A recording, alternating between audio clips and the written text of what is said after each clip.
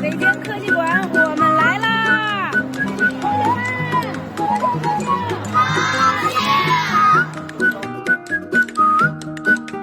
来，我问你们一下，你们觉得有外星人吗？有没有？有没有？